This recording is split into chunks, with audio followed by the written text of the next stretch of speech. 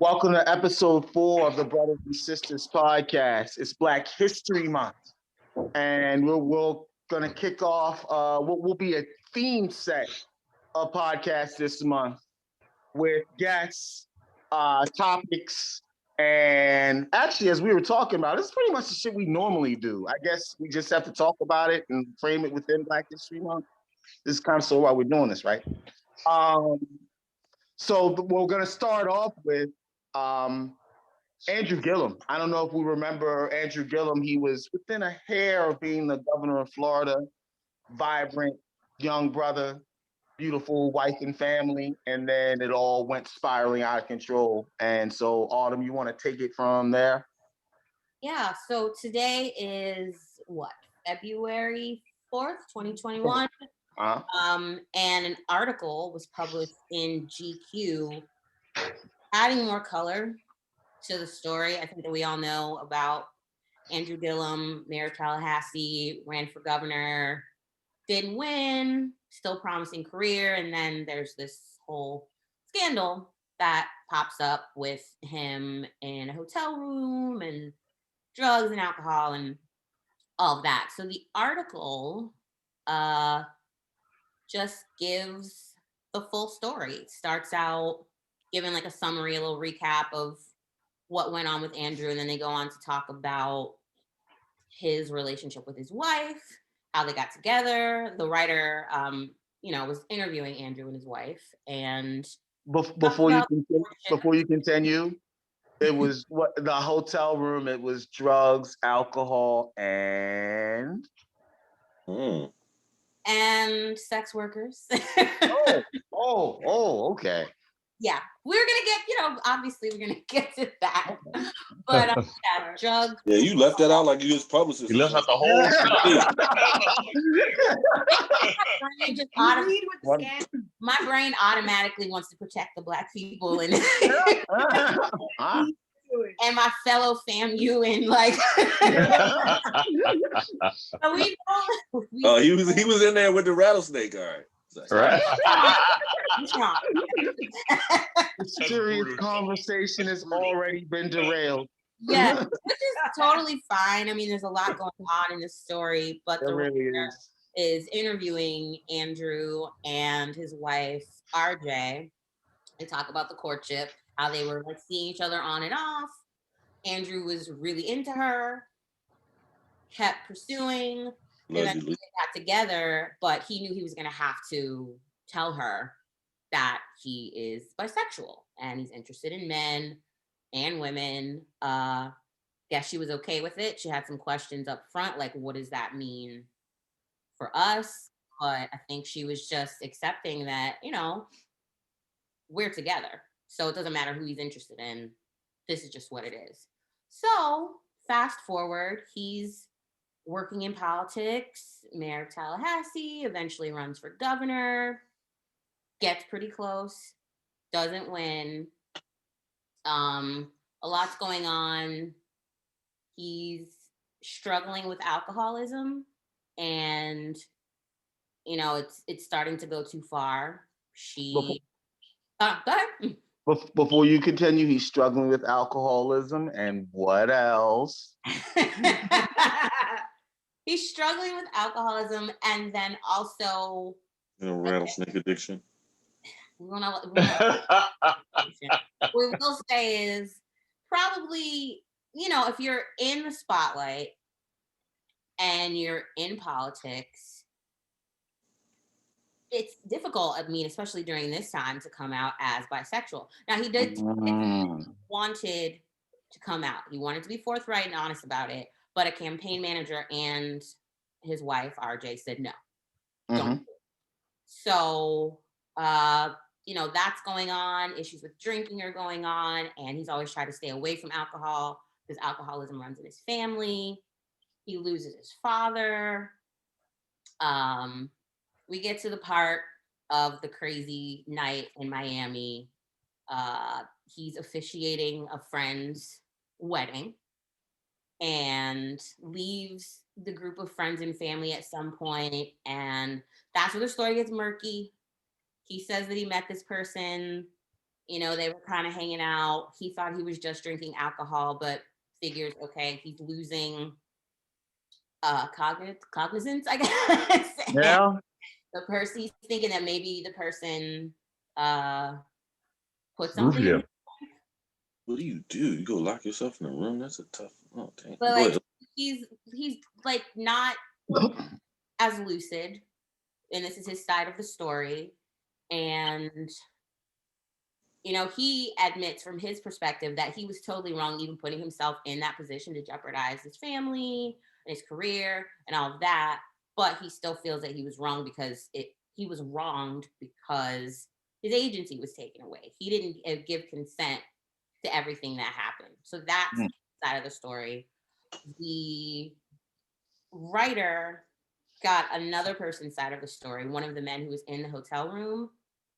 That guy says something different happened, that they had been talking. I bet he did. 2 weeks prior, 2 weeks up till, you know, when the big event took place. They met on an app called Grindr. Yeah, so when the writer went back to the Gillums for further comments, that's when they decided they didn't want to talk about it. Yeah, so that's kind of the gist of the article.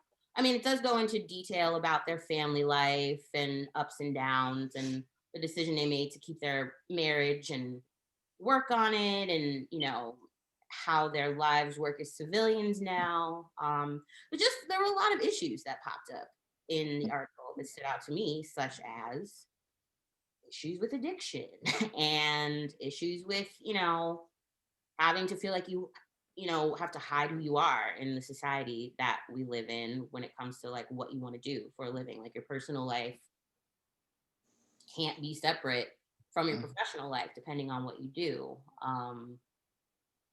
You know, accepting your partner for who they are, and like, how invested in your marriage are you? I mean, it's really easy up front when you say, "So death do us part," blah blah blah blah, all the other good stuff. But like, then a test like this comes, it's like, are you in it? Are you not?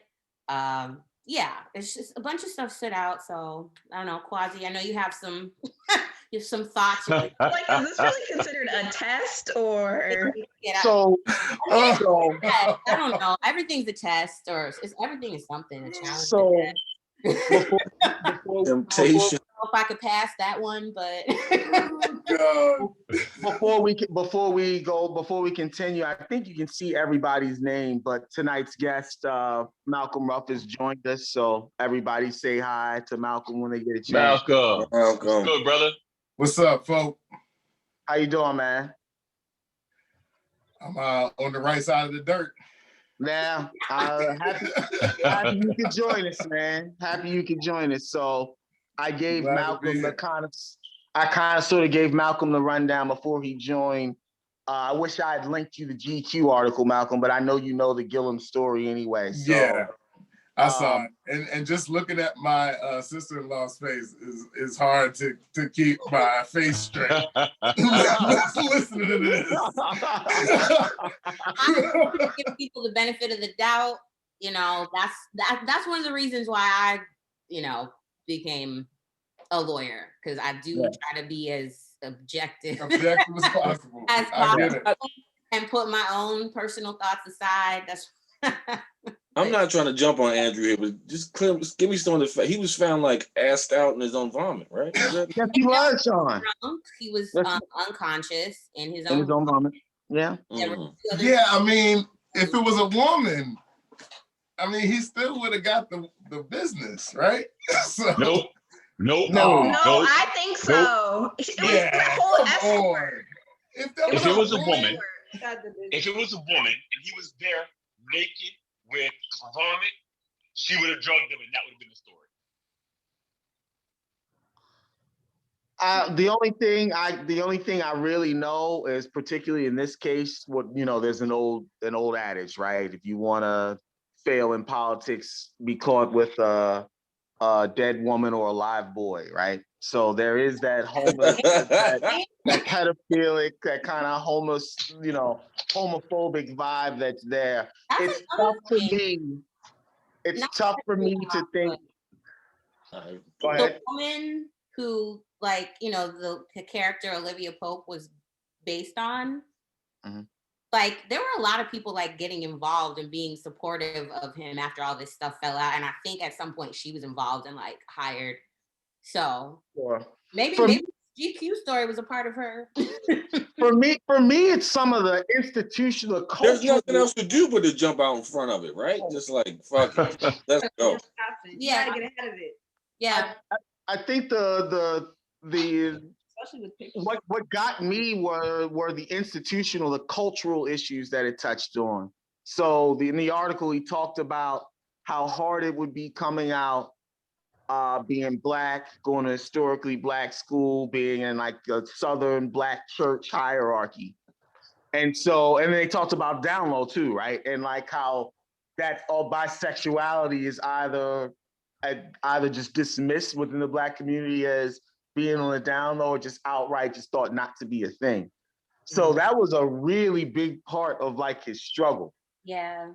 And so we can definitely talk about that. I mean, it's been touched on, homophobia, whatever, in the Black community. But I think what's always more fun and maybe even more beneficial is to put ourselves in that situation. And I think the question would have to be asked, if your up and coming political spouse was like, hey, or political spouse to be was like, hey, like, you know, I like men or I like women, whichever case it be, husband, wife.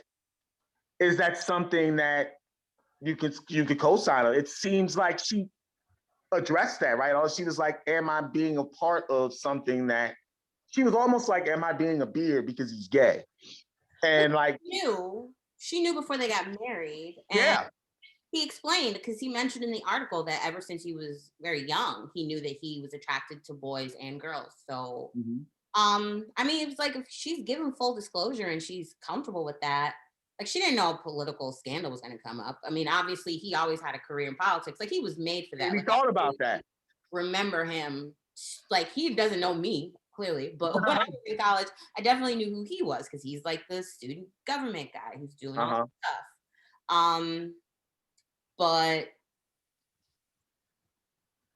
it's just a personal preference. I think all the guys would be like, yeah, I'm fine with my wife being bisexual. Go for it. I feel like a lot of no, until they cut his ass out of it.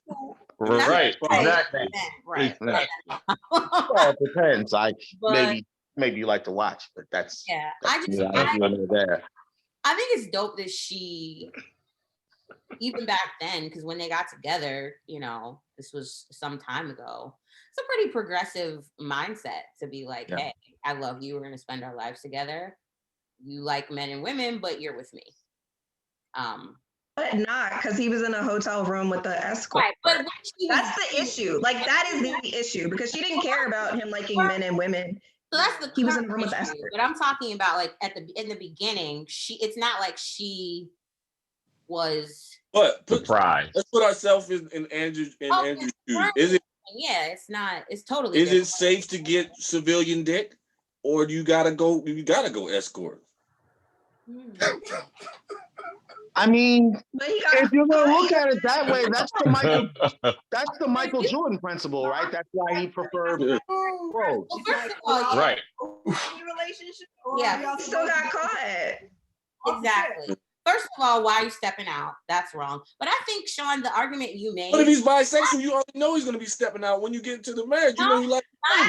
You can't say that. That means that you think that people that are bisexual are promiscuous.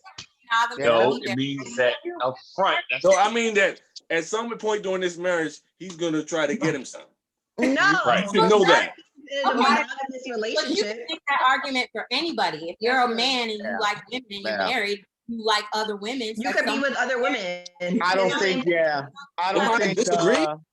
I don't know if sexuality is an excuse for infidelity. I agree with you on that one, Fonzie. Yeah, I don't know if sexuality is an excuse for infidelity, but the issue here.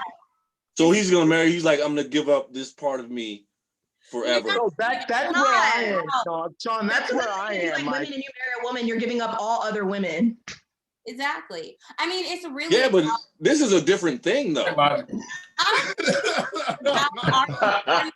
you person capable of being monogamous or not? Right. Yeah. Because you can make that argument like, yeah, well, I'm used to being with women, and I'm with a woman now, and she doesn't like anal sex. So eventually, I'm gonna step out on my wife because she doesn't let me have anal sex with her. Like that's kind Hugh Grant Divine Brown, right? That literally was the Hugh Grant Divine Brown. Liz Hurley would let him put it in her. You really have these urges that you feel like you can't resist. You probably should be married. Or get with somebody who's gonna be okay with you, or get an open relationship. Yeah, but people don't make the decision. Open. Talk about it with your partner. Yeah, but that's the problem I think with a lot of people. They try to make something like, I know Sean's gonna say something, but fit a square peg into a round hole. And how rude. I know how my brother is. I know his sense of humor. So I was like, I'm not gonna say shit. I'm not because I already cut your joke off before you. But what I'm saying is, a lot of times people try to force something that maybe isn't meant to be. Like, you got to be on the same page about very important things, and your sexual relationship with the person is really important. And if you're not, pretty equally matched up when it comes to that kind of thing, then yeah, you're gonna have problems. That's on the personal. Are we, as the Black community, are we ready to accept a bisexual or homosexual political figure? Could Andrew Gillum be like our Pete Buttigieg? Is the Black community ready for Pete Buttigieg? So it's different. So right? just not in Florida. I personally am, but the community as a whole, I feel like that's why he didn't come out, because he'd be getting a fucking mass side eye from a lot of the Black community. Women, this is a different situation, man. Why his campaign manager and his wife were like, "No, don't say anything." Yeah. He wanted to be right. This is a different situation than Pete Buttigieg. It's not the same. We know. So it sounds like he's committed. It sounds like we're saying no, that we aren't ready for that. The community. I am, but I don't know about, like, I know that I'm a progressive thinker. I think we might all in this group be more progressive than Black community. Yeah, but once you get back to the barbershop, it's gonna be fucking different, right? It's no different. But so we were ready for Martin Luther King Jr. I couldn't hear you, Walter. I said we were ready for Martin Luther King Jr. Walter, your audio is breaking up. Yeah. I'm sorry. I said we were ready with Martin Luther King Jr., not with his improprieties. Well, we didn't know about his improprieties at the time, and that's a whole nother issue, right? Because Martin Luther King Jr. was a Southern preacher, right? Whereas, I mean, Bayard Rustin, Eller Baker, like a lot of much further left, much gayer, much more female people were kind of sort of, and I have a friend who says I shit on MLK. I'm not shitting on MLK. Yeah. It's just a bunch of people around MLK who kind of sort of propped him up that didn't get a lot of credit just because they were women or But gay. that's a different point, Quasi. I mean, the man brings up a good point. The way we have proselytized, been and just created this demagogue of MLK despite the flaws and just complete ignorance of it. But then we say we're not ready, and we probably aren't for not as a group. I don't think Black people are as a group. And then things are different now than they were back then. Like it was easy to. Yeah, a philandering man or husband has been normalized for centuries. It's like, and there was no internet. Like it would have had to been written in an article. But I'm talking about now. We still now. Well, no, I agree. I do not think that the Black community as a whole. No, definitely not. I think there are a lot of people who are, but we got to think about like older generations that are still alive and kicking, and you say gay and they just start throwing out a sermon and like they can't handle it. They don't even see a person who is gay or bisexual as they're like fucking Huey from the Boondocks. Like, they're not going to be domination, and it's like, oh, chill. So there's so many people, in the Black community who are still like that. I don't know that we are ready. You're not going to be able to have any kind of footing as a political figure in the Black community if you don't have the church and you don't have Black women. And I think those are the two groups that you would have to win over as a non-traditional politician. Right. And are those groups ready? I don't know. But what I think what really is important from this is, where does he go from here? I think that's what the article was kind of sort of left off. It was like, okay, like they're putting up this facade that everything is good. But like we dug into this, it seems like this guy was, looking for, a relationship that's A, extramarital and B, homosexual. And like when they circle back around for that, they're like, yeah, we don't want to talk about that. So maybe the answer the community is ready is in the fact that the Gillums are giving it to us, right? Yeah, I mean, the reason this came out was what? Some racist person handed the info to Candace Owens. As much as you wanted to protect Sean was talking about you as publicist, as much as you wanted to protect Andrew Gillum, can you imagine how happy Aunt Candace Owens was to be like, I'm gonna take him down when I got this? She lives for this. That's how it happened. Yeah, I didn't realize that, but when I read the article, yeah, that's how it came out. How did racists get it? Was it a fucking setup? What? I think It was a setup. To her, and then a right-wing blog leaked the she got the police report, a right-wing blog leaked the video or the crime scene. The guy that he interviewed in the magazine, he's the one that took the pictures, which I think is a little sketch. He was saying, oh, I wanted him to realize what he had done when he wakes up. Oh, how assed out are you? You still out when the police are taking crime scene photos, bro? Yeah. Like if that's something that he does, he parties. They drugged his ass. Yeah, it was a setup. I think he parties, but he doesn't party. He doesn't overdose. I think the friend. It was a setup. Man, in the overdose. Yeah. It's possible. You know? Marion Barry. Right? Straight up. I didn't realize that Marion Barry really didn't smoke crack. He was just going to try it because he was trying to try it. Yeah, he was going to try it. Yeah. But he really was. Things men do for women. He's like, that's why he's like, bitch, set me up. I don't do this. The things men will do to impress a woman. You never know. It's like, yes, I will. Some peer pressure crack shit. Yeah. Because he wanted to get with her that bad. She was like, smoke. Greatest Black mayor in history. Made and one then he came back after that. Came back. He's good. I mean, if you're good at your come back. Black people in that area have been doing well for years. Thank God. We talked about MLK and not knowing him or whatever. In the article, he talked about reading James Baldwin. That's another great. James Baldwin is getting his flowers now. He did not, at least not from Black people when he was alive. Like he got it from maybe what would be like this sect here, Black intellects, progressives or whatever, but Black people at large, not so much. And it kind of I think that's when you posted this article, Autumn, it was like, when you posted the topic, like that's as soon as I started reading, and I didn't really finish reading until just before 9 we started.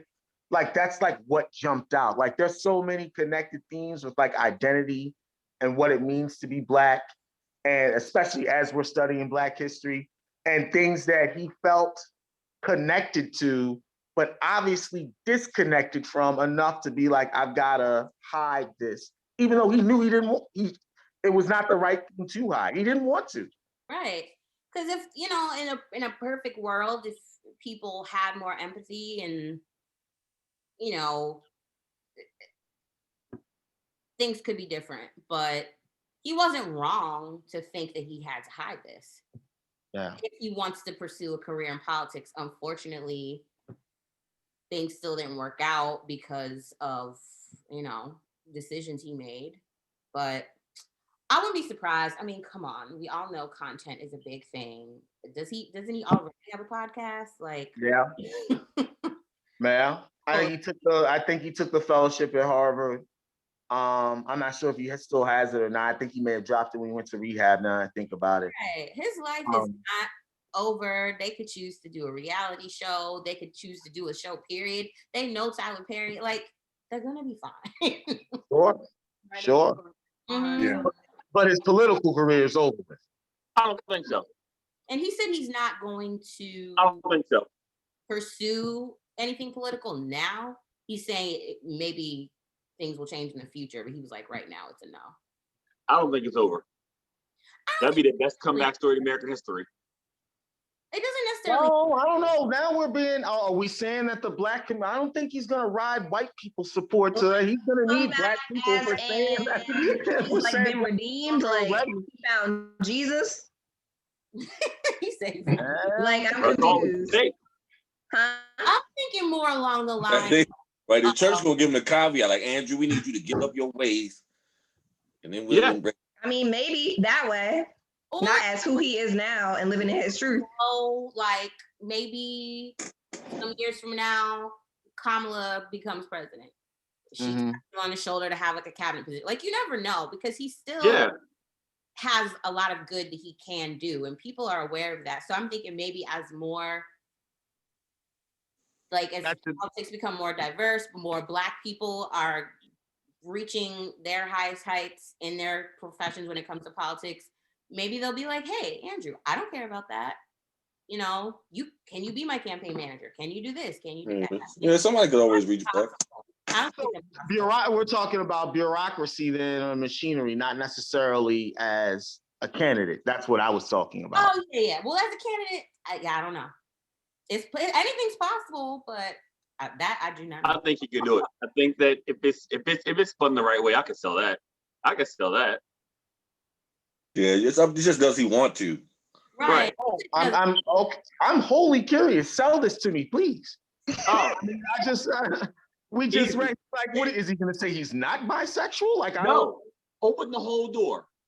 When I was a child, I was looked bad upon because I believed that I was attracted to both men and women. I had to hide that my entire life, even to my wife, who I love very much. She was willing to accept me for who I am. Sure. So now I'm in a place where I made a horrible decision and was cheating on my wife because I had these urges I had to back deep down for 20 years. Okay. I can sell that all day, bro. I can close that door. That's the fucked up part. That's the fucked up part. But selling is one thing. But after the whole speech and the PR thing, the whole barbershop was like, nigga, you gay. Yeah, exactly. I'm not voting for you. It's over with. Own it. The best thing to do is to own it. But you gotta own it. Put it on the news. Put the picture on the news. This was me. I did this shit. Stand in your shit, okay? I don't think Andrew with that smoke, bro. He don't want to do all that shit. I mean, even at that point, I guess. But I mean, you're good. That's a lot of fodder for your political opponents too. I just feel like this nigga gonna have an ad in the White House comment, like, "Is this who you want people to say about your kids?" Like, yeah, it's ugly, very ugly. Okay, I'm gonna stop it now. That's a half hour right there. Yeah, politics is ugly as shit, bro. Hold on. I'm gonna change rooms. I'm gonna go upstairs. Okay. It is Black History Month, and this is the first podcast in Black History Month for brothers and sisters. Again, we're happy to be sitting with Malcolm Ruff, attorney. How else would you describe yourself? Father, dedicated brother-in-law? What would you? I do this shit. I define myself like Malcolm X said. He said, I define myself as Malcolm. There first. we go. There we go. But yeah, I'm a father. I'm a husband. I'm a lawyer. I'm a fighter for the people. And I'm grateful to you for the invitation, and let's chop it up. It's a standing invitation anytime, brother. So it's actually a perfect. We're happy to have you here. My segment that I'm going to do each month. Obviously, we have a guest. We talk about issues, but I'm going to talk about cases. that really impacted us in Black history, really American history, right? Black history is all history, whatever you want to call it. And so I'm going to kind of sort of focus and concentrate, my segments this month on those cases. And the very first one, of course, which really kind of sort of starts the idea of in American history, if you can think about this, it's the first legal case where Black personhood was addressed, right? Are Black people, right? That's kind of sort of what Dred Scott gets at the heart at.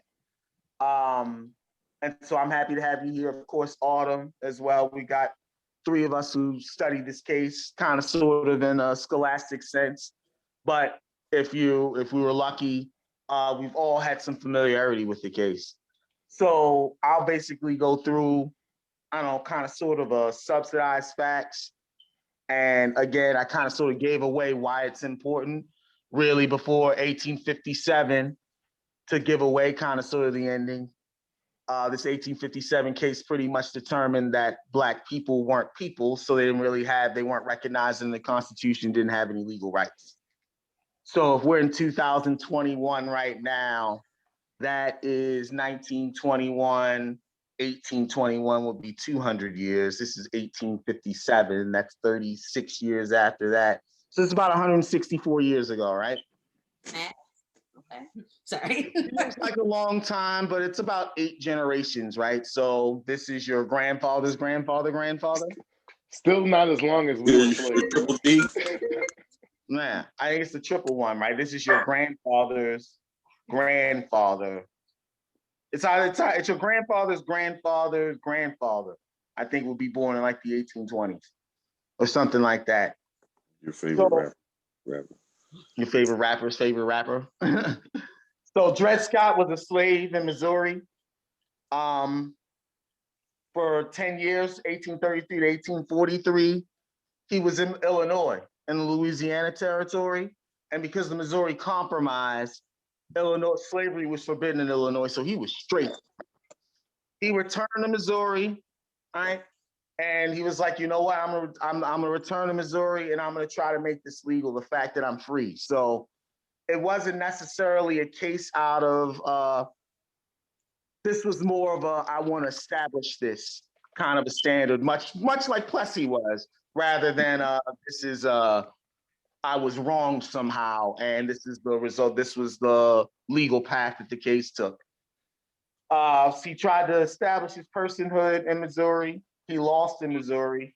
He then brought a suit in federal court where his master pretty much maintained that he's Black, or so no Negro or descendant of slaves could be a citizen in the sense of Article 3 of the Constitution, which talks about the powers that the executive has. Excuse me, powers that the courts have. Article 3 of the courts. I'm going crazy. So the question that the court was answering was Dred Scott free or slave as a Black person in 1857? And the answer was, he's a slave. The Missouri Compromise, parts of it were held unconstitutional. And in 1857, your grandfather's grandfather was property, not as a person. It's largely considered the worst decision in Supreme Court history. But what I really want to talk about, why I'm glad we have Malcolm here and Autumn, really all of us, is kind of sort of the legacy of this case and the legacy of what a ruling like that means even after the Civil War, Reconstruction, Civil Rights Movement. Is this case still relevant? And if so, how does it show itself? Does that mean I get to go first? That means you are practicing. That means you get to go first, brother. In my opinion, will probably be fresher than mine for sure. I can't speak for Quasi, but well, I mean, I don't know how technical you got to get to answer that question, and y'all have been studying, so I appreciate your breadth of knowledge on this. But what I will say is this: it speaks to the fact that nothing in this country was ever designed for us. And that's how that plays out for us, right? And we always hear this phrase that it wasn't never broke, it just wasn't meant, it wasn't designed for us to succeed. And we see this playing out all over the place, unfortunately. The reason why Black wealth is projected to reach a median of 0 by the year of 2053 is because we just can't catch up in a system that won't allow us to in every single facet of life, right? We are playing Monopoly in a game where we have not been given a fair shake and been told that when we ask for equity, that we are then cheating. So yeah, there's still modern day, every day decisions that are made that show that we are not full citizens and are still attempting to even rise to the level of full citizenship as a people. And in my area of practice, I handle a lot of matters of police brutality, and that is a key situation where the state, right, the government is treating people disparately, consciously condoning practices that are disparate to Black people. Oh, I just called a Charlie horse. Oh, that's terrible. That's okay. You can edit that shit out though. Yeah. I saw you much easier when I was like, oh, I edited, and said you were like, oh, okay. Dude, it's tough getting old. Yeah, man. I just called a Charlie horse at my desk. Yeah. But it's very clear. The statistics are clear, right? You're to a point now where you got police departments where there are enough Black people, enough critical mass of Black people within the police departments that they're, partnering up with the ACLU and filing, federal civil rights lawsuits against the department for being disparately treated within that department, right? And then making observations of how they've been disciplined disparately for talking about their white counterparts brutalizing the Black and brown citizens of those communities. And I'm talking about Prince George's County specifically. So unfortunately, despite the fact that the 13th, 14th, and 15th Amendment effectively overturned this decision that we're talking about, it has never, just like Brown v. Board of Education still hasn't played out fully, this has never played out fully for us as a people, unfortunately, because it never was built for us. Yeah, that's America, man. It's fucking, let's not and just say we did and pretend we're, this when we're fucking that. That's all it's ever been. Yeah, when it comes to racism and how we're treated in this country, like, racism is not a bug. It is a feature. Yes. So. It's probably like the most defining aspect of how do we relate, people relate to each other in this country. Like, it's like number one. I feel like it's never going to go away because you would have to completely dismantle the system and start all over again. But for the people in power, it works for them. So, unless it turns into like a fairy tale and their heart grows and oh no, they really are. Yeah, I mean, they'll sprinkle shit on it like, diversity or diversity training when we want equality, but it is what, right. I just think it pretty much, if you do the tracing and kind of sort of reinforcing what you guys are saying, we know under the founding of the country, they kind of sort of punted the slavery issue, right, with the 3/5 clause. And so then we had, says 1776, right? That's when we get our independence. And there's virtually nothing, right? As the slave trade is outlawed in 1808 as far as the adoption of the Constitution. 1801 as part of adoption of the Constitution, but then nothing, right? It just slowly builds until this case, which is 100 years before my mom was born. My mom was born in 1958. I think Brown was 54, so this is roughly 100 years before that, right?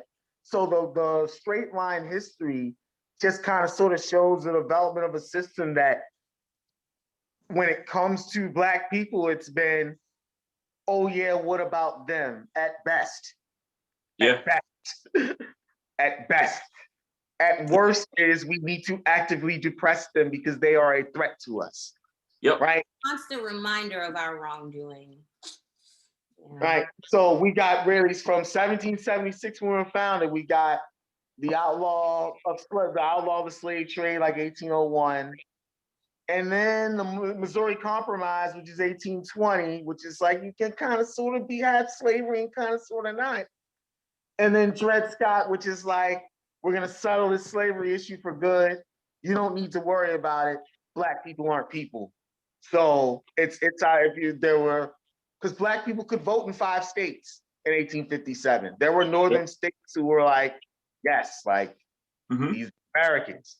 But the Supreme Court obviously thought that the best way to handle the whole slavery situation was just to not regard us as people. Well, I think Roger B. Taney. I think about what you said, Sean. I think about what you said, Autumn, and it all reinforces that whole point that it's not a system for us, but then it raises the question, we know that, but like we're here. So what do we do? Like, this is our history, right? Dred Scott, this is a part of it. Like, we've developed as Americans 164 years from now, and we're still here as Black people. Like, what do we do? Because we're still in this system. Reparations. But we talk about that all the time, right? We talk about reparations, but is it plausible? Is it plausible? Yes. Because we're gonna alienate 80% of the country. We're not even the biggest minority in the country. No. And so what? We built the country. We built less crazy. We need like some truth and reconciliation as far as that. Like as a country, we don't even acknowledge half of the shit that went on and happened. That's why we have so many fucking crazies. Like it's like normalized. It's ridiculous. So that's the first thing. And then maybe how do you justify? How would you be able to justify to the population taking the treasure of all the other people and giving it to Black people? And then how do you differentiate? You don't have to justify it. As Autumn you don't justify it. We have a lot of like nice white people. That's fine. We have a whole lot of nice white people, but we're still stuck in this system. So even if the white people are nice, we're still stuck in a system and those residual effects. The only thing that will, if all of these nice white people say we want to fix this, that's really the only thing that it won't fix it. It won't make the playing field even. That's the only thing that's going to lessen it. So that's really that means they've got to give up what they got. That means they would have to give up what they have in order for us to get it. How they get it? Yeah, so you would have to have enough nice white people. They need to explain how they got the shit in the first place. No, we're being way too linear about this. We're being way too linear about this, right? We're not talking about going into the pockets of everyday Joes and being like, hey, pay your reparations. No. Right? We're talking about creating creative ways to funnel money into the Black community where it hasn't been. And there have been intentional ways that money has been diverted away from the Black community, right? Away from institutions in the Black community, away from ownership in the Black community. Again, why Black wealth is diminishing and will dwindle to nothing is because we built wealth and we're not allowed to keep any of it. So there is wealth in this country, right? This country represents wealth. And there are ways that the country diverts wealth to certain aspects and areas and people and cohorts and demographics, mostly people that already have money, right? And already know how to make money and already have resources and knowledge and have been given that through some sort of advantage, whether it's warranted or not. But at the end of the day, along demographic lines, this country owes a debt to Black people, right? For sure. Yeah. And there are creative ways without saying, I'm going to take money from, the bottom 90% of the country financially. Those people will be left alone. It's the, top 2, that's just how it'll be spun to 5% of the people who don't want it to happen. Right. And they're the ones that have their hands on, they have their finger on the button.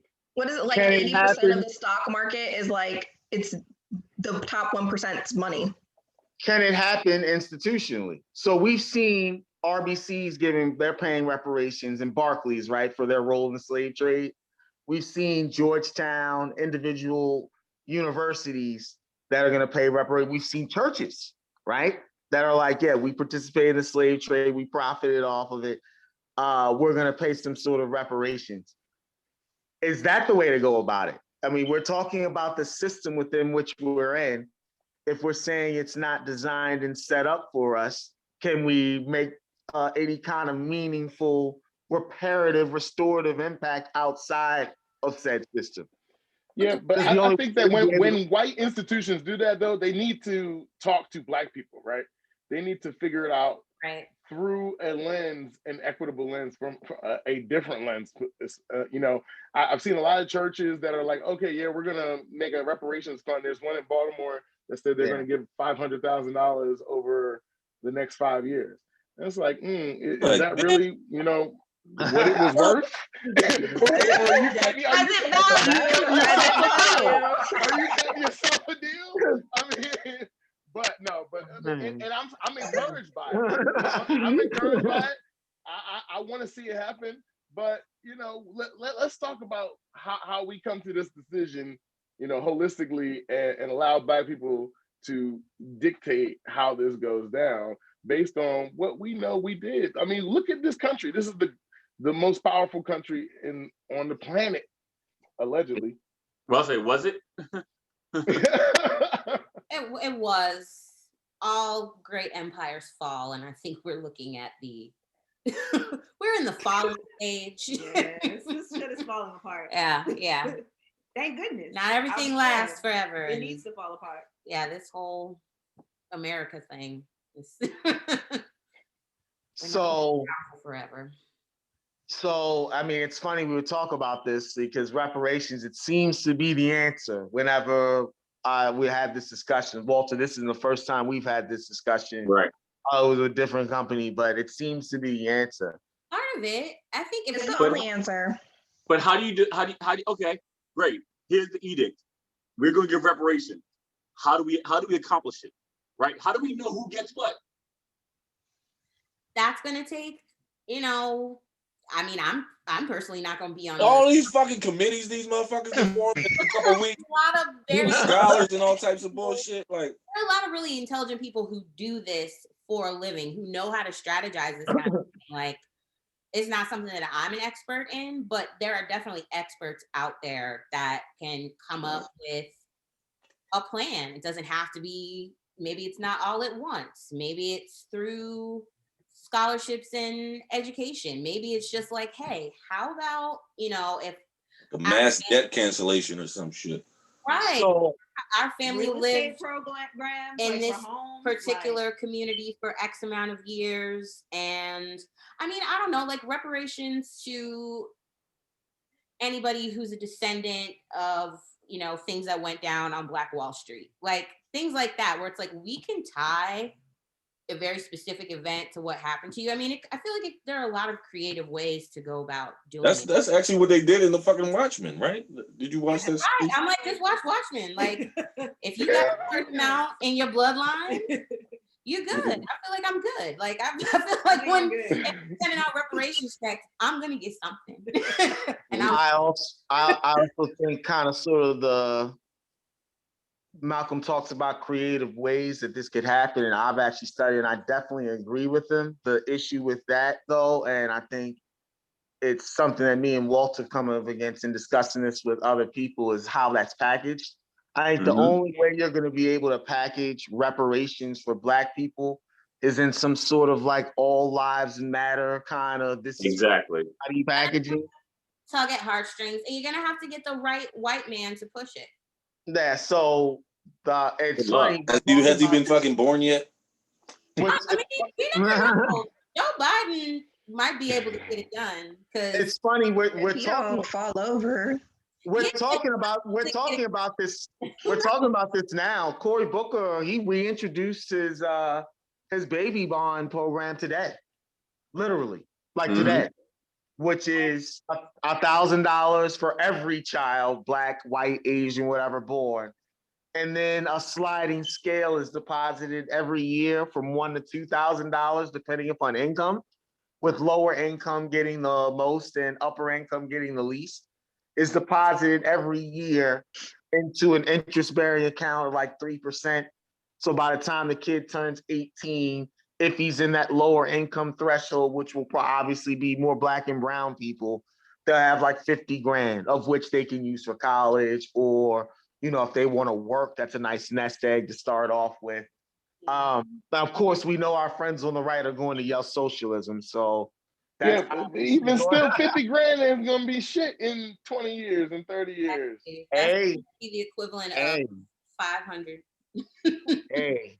But I can only tell you what's out there, my guy. I can't. I get it, but that's what I'm saying. This is how So right selfish now- they are, that they will say 50 grand in 20, 30 years is overdoing it, and it's socialist.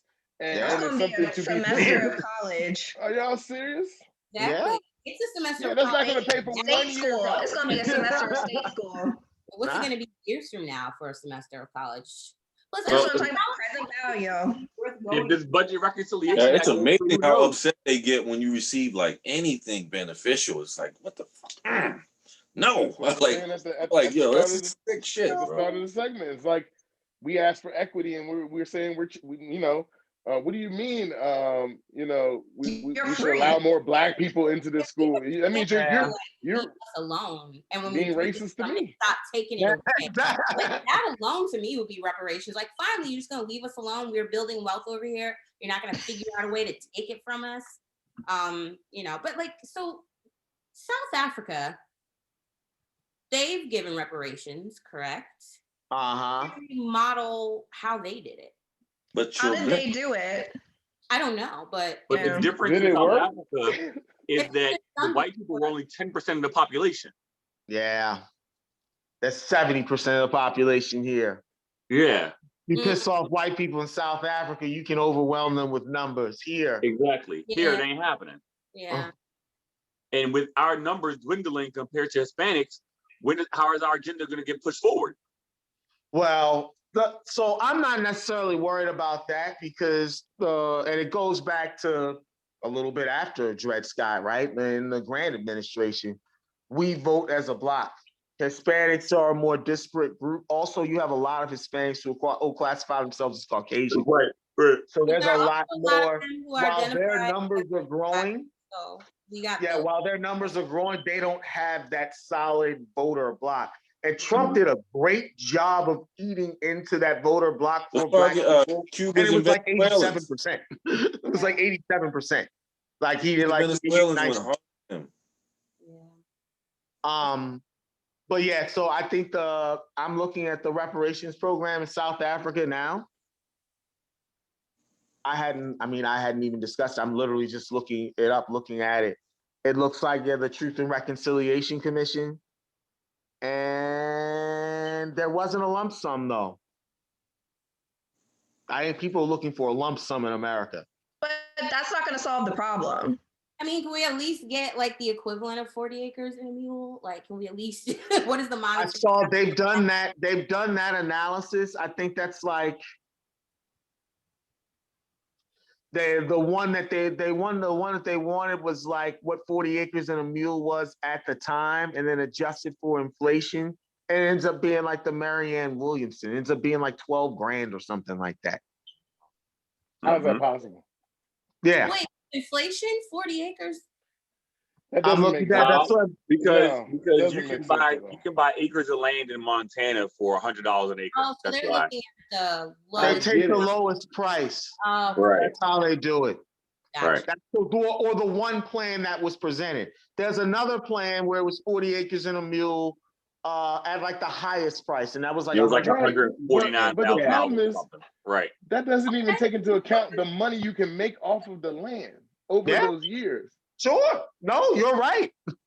How does that even make sense? I've looked at a ton of reparations plans, and one of them was 40 acres in a mule. I've seen one that talked about there you can make a legitimate case that half of the wealth in OECD countries are based off of the slave trade. That's the 1619 Project estimate. Right.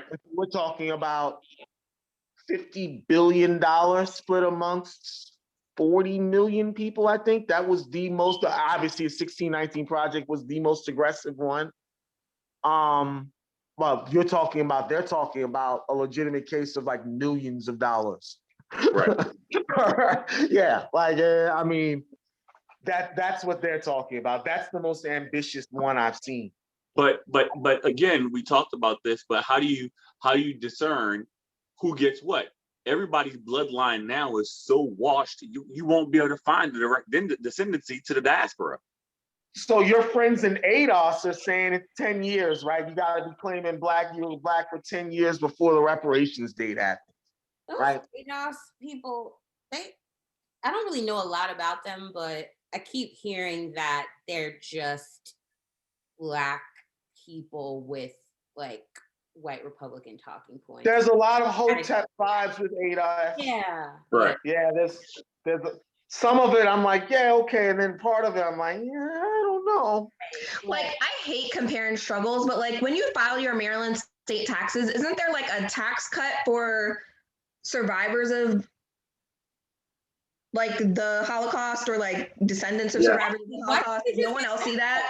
Right. Why can't we just get a tax cut? Like, can we just get a tax break? If you're black, you live in this country, even if you're not a descendant of slaves, you're still a victim of what happens in this country. So that's right. No. Yeah, we should go from all aspects. I mean, it should be from everything. It should be pumping money into HBCUs. It should be pumping money into black businesses. They should be pumping money into everything, and they should go fix every hood in America. We should have our own down payment assistance program, just as black people. I mean, you just need to uplift the people. I'm for it. It's not about a check. I'm not anti it. I just you're a veteran, you get a lot of benefits. I mean, I feel like if you're black in this country, you are in a way a target. And because you're a victim of all the things that happen in this country or could potentially happen just because of your skin color. So there are ways. There are definitely ways. I mean, it was declared from 1857. And black people have no rights, which the white man is bound to respect. Exactly. It's like our forefathers. It's like your forefathers were racist. I get pissed off every time somebody quotes one of those motherfuckers. I'm like, your forefathers. I'm like, the people who thought that we were less than animals. People who own slaves. They own slaves. They didn't beat the animals the way they beat us. Like, come on. Right. Yeah, murderers. Yeah. No, here's the rub, y'all, is that decision actually, they said that the man who owned my man, Dred Scott, they violated his rights. Yeah. Yep. That's what they violated his rights because it was his property. To due process because this is property. Oh. Wow. Damn. Invalidate.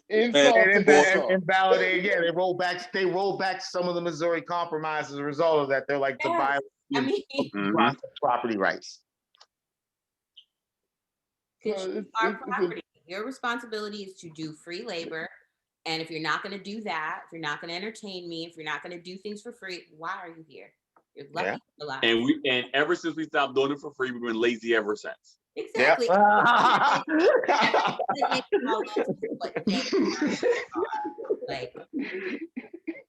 tell me where's the lie. Tell me where's the lie. Whoa, I don't know about that. I'm gonna stop recording because that's a half hour, so we can keep going. Sorry, my back hurts.